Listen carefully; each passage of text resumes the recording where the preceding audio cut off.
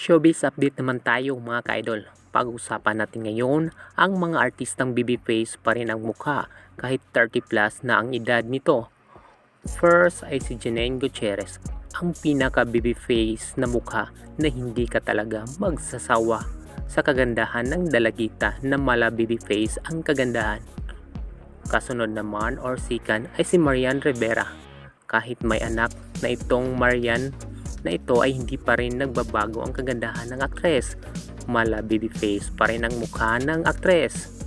Third or pangatlo ay walang iba kundi si Bia Alonso. Hindi pa rin nagbabago ang kagandahan ng dalagita. Super babyface pa rin ang mukha ng aktres. So yun lang po ang showbiz update sa Binido TV at salamat po sa panonood. Salamat.